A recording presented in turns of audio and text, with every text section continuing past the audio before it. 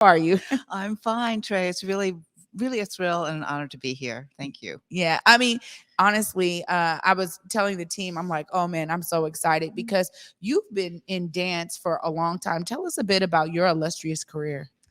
So, I'm actually a founding member of Dance Theater of Harlem. I came to New York in 1968 to go to New York University because someone had told me that even though I had studied my whole life to be a ballet dancer and had some really fine training, when it was time for me to graduate from high school, the director of the school said to me, "You know, Virginia, you're going to have a career. You're very talented, but nobody's ever going to hire you as a ballerina." Mm. And so ballet was the thing that I loved. It was the thing that really represented who I was as an individual. So I thought, well, I'll get to New York. I'll figure out how to be a ballerina some way. And so I went to NYU. And while I was there, someone told me that Arthur Mitchell, who is the co-founder of Dance Theater of Harlem, was teaching ballet classes up in Harlem on Saturdays. And I went up there and I found out that he was creating a company. So I negotiated a leave of absence with my parents because they wanted me to get a college education, and I went to work with Arthur Mitchell. Now, Arthur Mitchell is really an important individual, and I don't know how many people know who he is. He was actually the first African American to be a permanent member of an American ballet company, the New York City Ballet. And he had a huge career. He was a star of the ballet company. He made a few films. He was on Broadway. And he was a person who looked at this art form of classical ballet and said, why are we excluded? Yeah. Because in the 1950s, 1960s, 1970s, still today, Yeah. people think that blacks don't belong in ballet. But he thought, well, let me create a place where we can create the opportunity for people to develop and become the great artists that they can be and see if we can change people's minds. And, Trae, that first company, when I got there in the fall of 1968 and right up through our incorporation in 1969, I was surrounded by people who had all been told, no, you don't belong. But Arthur Mitchell gave us a chance. He gave us the place to develop into the artists that we became. And it was an amazing opportunity. And it was hard, but lots of fun as well. Yeah. I mean, you're talking about, we were just talking earlier in the show about all of this brilliance, that we're surrounded with in the studio every day that really represents the best and brightest of people who push through so many layers of the nose, right? And so when you talk about connecting with people, you guys all had shared lived experience. Absolutely. In that regard. How did that allow you guys to formulate deep relationships in those early years of the company? So we felt like we were pioneers. We were crusaders. Crusaders. Because this is the 1960s. And so white people said, you don't belong in ballet. And black people said, why are you doing the white man's art form? Yeah. And what the point of it is that ballet belongs to everyone. It is a magnificent art form that expresses the highest level of human achievement. And it's not reflective of just one culture or another. It has been in the past. But why do we want to perpetuate that? Don't we, as young artists, have the right to bring our stamp to the art form? And so we were a very close-knit company. We would go to a city and the audience would be sitting there and they'd be like, First of all, they think that we were the Harlem Globetrotters. Oh, wow. Because we were a bunch of tall, skinny black people. And they would not think that we would be able to do anything. And they'd be like, oh, well, they'd bought tickets, but they were very skeptical. But by the end of the show, they were on their feet cheering. Yeah. So it was an amazing time. I think the thing that Arthur Mitchell knew we had a lot to prove, and he was a tough taskmaster, and he pushed us very hard because we talk about excellence. We could only present excellence on the stage. And every time we got to a certain level, he had to push it up a little further. So it was hard, but we were getting to do the thing that we believed in, that we loved. And as I said, we were crusaders. We were changing people's minds. Yeah, that's a huge, position to carry for anyone. And the fact that you guys were saying, on either side. People who are our people are wondering why we're doing this. People who are normal patrons of this art form are wondering why we're doing this. And you push through those barriers. That takes a lot of guts, right, to do that. But also, I think back to those times and how people were experiencing the response of what you guys were putting out there every time you got an opportunity to perform. Tell us a bit about that, because obviously from one performance to another, you guys were now building a following too. Absolutely. And so Dance Theater of Harlem has always been a touring company, which meant that we were performing in all kinds of communities, small communities, large communities across the country. And every place was different. Every place had their expectation, and every place had their response to having an experience that they had not expected. Uh, one of the things that was really quite beautiful to me was maybe 10 years after the company was founded and people had a sense of what to expect from Dance Theater of Harlem, would come to the theater looking for something that they couldn't find anywhere else. That was a different vibration. Mm. But it was also a time when we started to see young dancers coming into the studio like they belonged there. Young dancers of color who didn't have to go, oh, I'm the only one. Oh, should I be here? Oh, why am I here? But they came in to join the family. And that was beautiful. Yeah, absolutely. I mean, I'm getting transported back to the time of, this growing and it being something that was different for everyone. But yet, Everyone. yeah, you all were like, we are here to do this and to show y'all that we can. I mean, as you think about this kind of growing, fandom that begins to kind of follow, because I know articles have been written, and then there's reviews of the shows, and then it starts to build up. But in terms of Black community now maybe seeing themselves in this art form, tell us a bit about that experience, and or how you experience the growth of that. So here's a small technical tidbit. We had in ballet, you wear point shoes, the satin slippers that you stand on the tips of your toes, and tights as part of your basic attire. And when Dance Theater Harlem was first formed, we wore pink shoes and pink tights because that's what ballet was. That's what's available to us. But I think we were probably about 2 or 3 years old as an organization, and Arthur Mitchell said, something's wrong with this picture. Why are we pink on the bottom and brown on top? So we started dyeing our own tights and dyeing our own shoes, each one of us to match our individual skin tone, because we come in all kinds of skin tones. And so when the curtain went up on Dance Theater of Harlem, you saw this rainbow, this variance of hues, and they were all warm and brown and beautiful. And you saw something in that you just hadn't imagined. And so I can remember the times when the curtain would go up and the audience would go, and it wasn't a dread, it was a joy to see this. It was a joy. Wow. So throughout this time, are you seeing the audiences change, right? And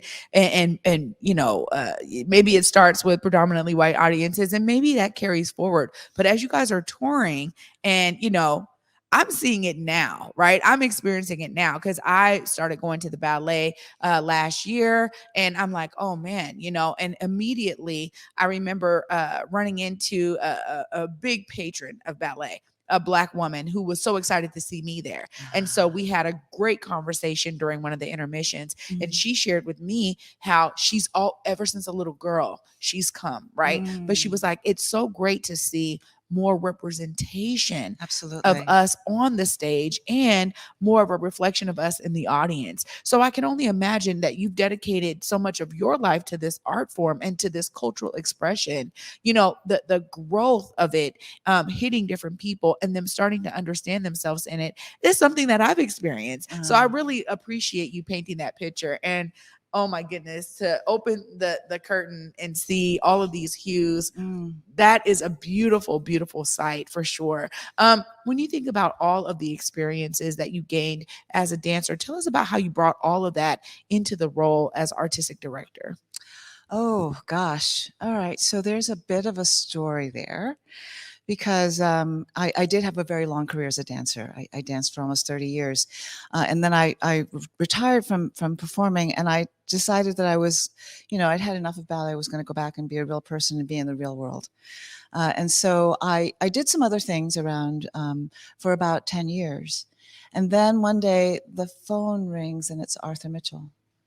And he's saying, well, I'm thinking about stepping down and I want you to take over. Wow. And I have to tell you that being an artistic director is a very difficult and in many ways thankless job. Yeah. It's very high pressure, a lot of headaches, a lot of craziness. And I swore as a dancer that I would never have anything to do with that job in my later life. But here was Arthur Mitchell, the man who'd given me the life I dreamed of, saying that it was time for me to pay back. And so I had to say yes. And he said to me, this is another detail, that my job was to bring the company back. Because in 2004, the company had been put on hiatus for financial reasons. And the Dance Theater of Harlem company had not toured since 2004. There was no company. The school continued. Our community engagement program continued, but there was no company. And so he said, your job is to bring the company back. But you know, Trae, the thing that I had learned in those 10 years of being away was that the world needed Dance Theater of Harlem, that there was a gap in artistic expression for this country, for everyone in this country without Dance Theater of Harlem. And so I knew that I had to say yes, and I had to make sure that we were once again on the road touring, carrying this message of empowerment. You know, the arts tell you about yourself as a human being, and the experience of seeing something like Dance Theater of Harlem tells you something that you can't find out anywhere else. So yeah, it's been a really interesting journey, but I want you to know it's not a thankless job. I did come into this dreading it, and I'm so astonished by the amount of joy that's involved in doing this job. Wow. I mean, I echo Arthur Miller. I mean, literally, you seem like the perfect fit for the job, because really this takes a lot of passion and dedication, right? I understand that as a theater kid myself, and I'm always saying it, when you think about performing arts, so much of it starts from something on the inside, Oh, yes. right? Has to. That is that internal driver for you to say, this is how I'm making my mark. And I always talk about this because I started when I was really young, like 9, doing on camera work and all that learning, right? And you couldn't have told me that one day I would have my own daily talk show, right? Right. And so the idea of like, there was always that thing in me that pushed me to every no in every audition was like, that's all right. That, keep on going. And you get to a place where it's like it all makes sense. Yeah. And so I can only imagine that, through all of your years, I mean, 30 years as a dancer, that's huge, right? Because we talk about, dancers and sometimes it's a short, time frame, right? Yeah. It's a lot of on the body. So that's amazing that you're able to bring all of those years of experience now into this realm. And we're going to be talking about the upcoming performance at the Paramount coming up this weekend, right after this short break. So I'm just so glad that you gave us a solid foundation. Thank you for setting us off in the right tone. Oh my goodness, you guys, we're going to continue after this short break, and we're going to hear more about how they revved up for this amazing tribute to Hazel Scott right after this short break. I promise you don't want to miss this. Stay tuned, y'all. You're watching The Day with Trae.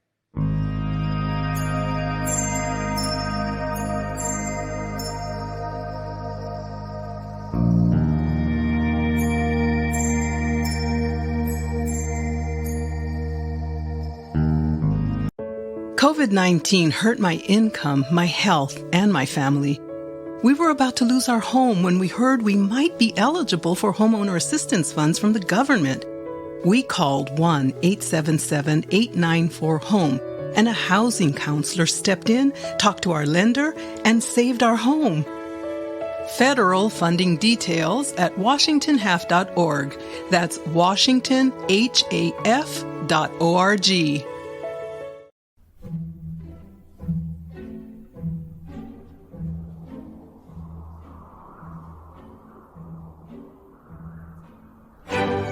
A world of wonder awaits at Pacific Northwest Ballet's The Nutcracker. Treat your loved ones to the Northwest's favorite holiday tradition at Seattle Center's McCall Hall. Tickets start at $27. Visit pnb.org.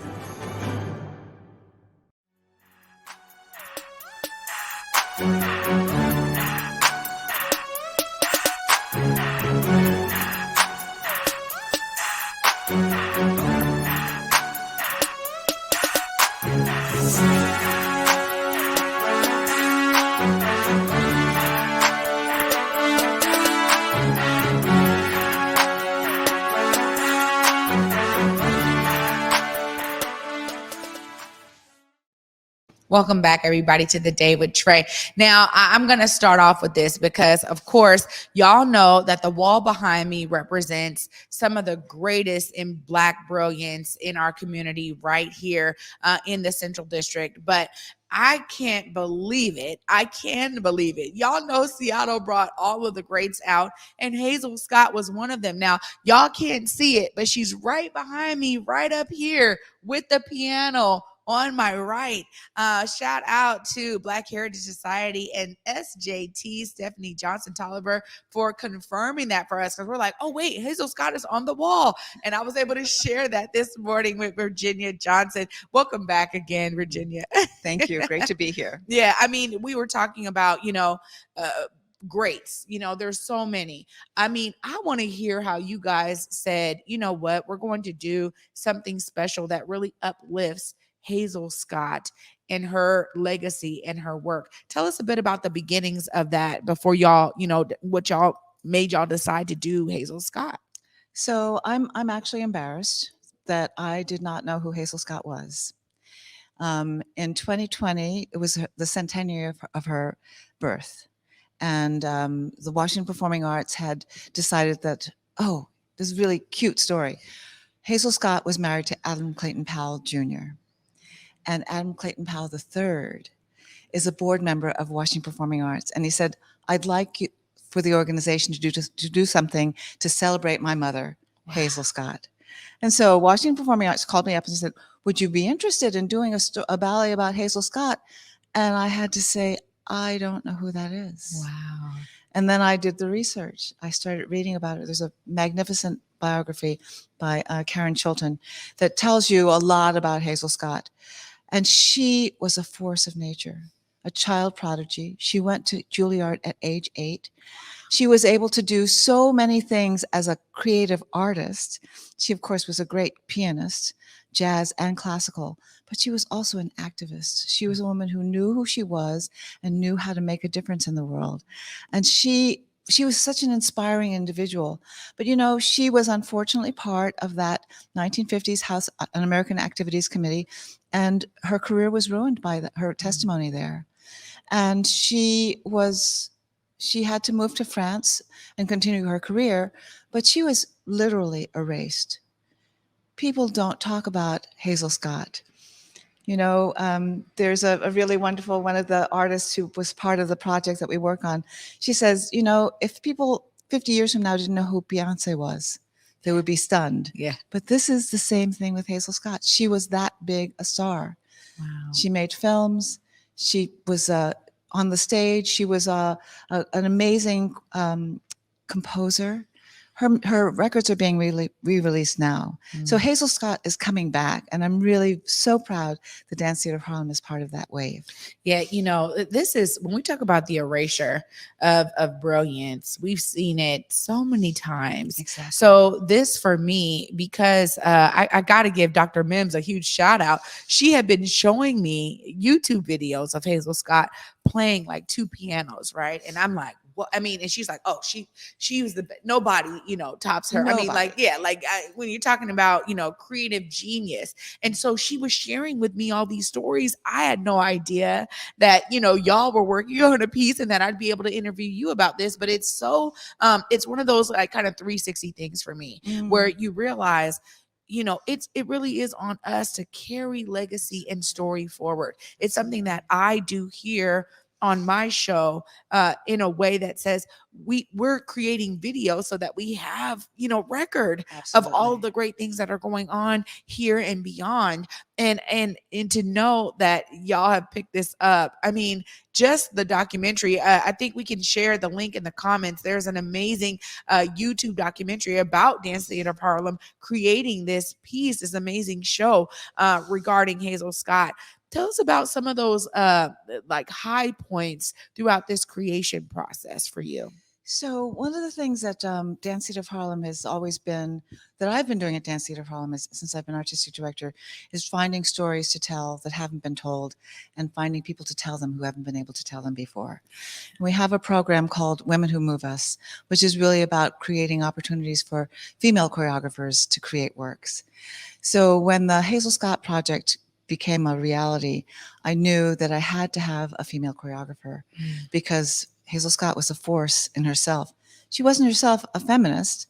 She just did what had to be done. Yeah. And so I saw the work of an amazing young choreographer by the name of Tiffany Ray Fisher. And she's running a company now called Emerge 125, but her background mainly is modern dance. But I saw that she could understand this vocabulary of ballet and how to work in what we call the shoe. Because it's a whole different technique to work in the shoe. And so I thought that Tiffany would be the perfect person to tell Hazel's story. And she absolutely 100% was. She did all the research. She dove into what was behind Hazel Scott and what the energy of Hazel Scott was. And she brought in a really wonderful composer, Erica Blunt Lewis, composer / DJ, to create a through score. Some of the music is Hazel Scott, but some of it, the majority is by Erica Blunt Lewis.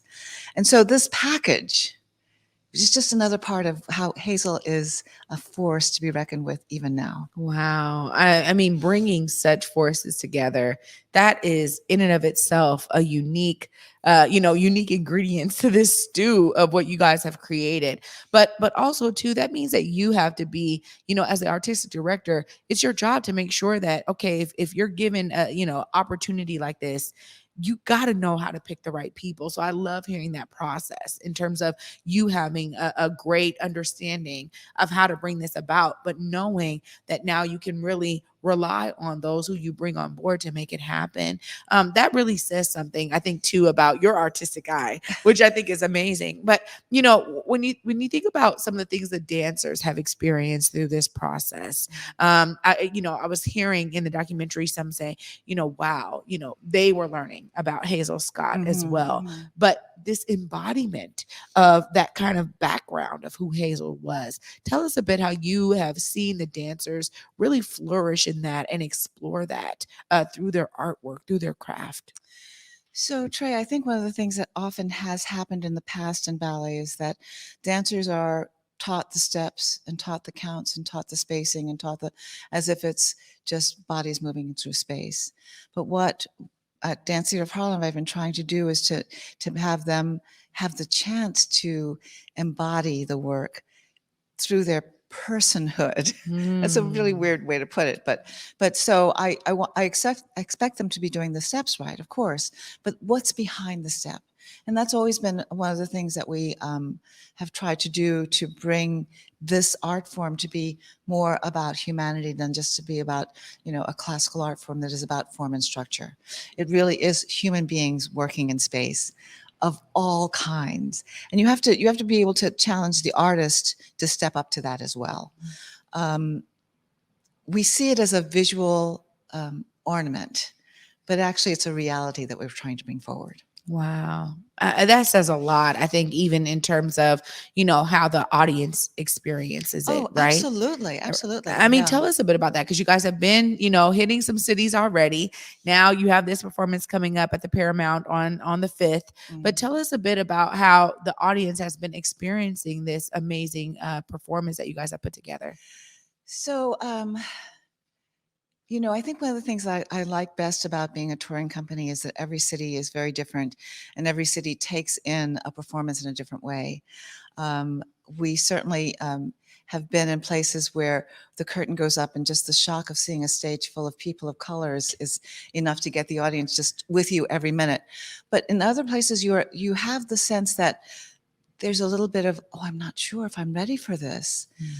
But as a performer on the stage, you feel that temperature change. You feel that reticence turn into leaning forward in their seats. I think that we've been in 2 cities on this past tour. One city, the audience was vocal from the beginning, and that makes the dancers go, ah! And then we were in another city where the audience was like, I'm not so sure until the end. But when they're not so sure and the dancers aren't hearing this stuff, then you start pulling back a little bit as a performer, and then you've got to find your way into their hearts, and that makes them give a different kind of performance. I love watching this, seeing the dancers solve that problem as the minutes go by. Oh my goodness. Well, I got to tell you, I'm definitely excited to be there on Saturday. And I'm so glad that you guys have made Seattle one of the cities that you're stopping in. Shout out to STG for, knowing that this was a great show to bring here. I think, I've been hearing the buzz in Black community. People are like, what? Hazel Scott? And I'm like, yeah, like the show is good. Dance Theater of Harlem. They're like, what? So there's this excitement that I think is brewing in the community in terms of what I've been able to experience. But of course, I want to give you time to look right there. If people want to catch up with Dance Theater of Harlem, if they want to come to the show on Saturday, you can look right there in that camera and let them know how to do just that. Oh, thank you. So you can find tickets at stgpresents.org for the performance on Saturday. We have 2 shows at 2 o'clock and at 8 o'clock, I believe. Yep. I want to just add in here quickly, there are 3 works on the program. The first work is The Music is by Stevie Wonder. It's choreographed by our resident choreographer, Robert Garland. And the second work is Passage, another work from our Women Who Move Us program. It's a ballet that was built on the commemoration of the 1619, the arrival of the first African Americans to America. So it's quite a full evening. For more information about Dance Theater of Harlem, you can go to dancetheaterofharlem.org and see all the cities where we're performing this year. Wow. Virginia, I just want to thank you so much for taking time out of your busy schedule to be with me on the Day with Trae today. We welcome you into the Black Media Matter studios, and you are welcome here anytime you want to talk about dance. I'm all for it. I just appreciate your dedication to the art form, to the culture, to moving it forward. A real pioneer, and I mean that. I'm a real fan. So thank you so much. Thank you. It's all about love. That's right. Absolutely.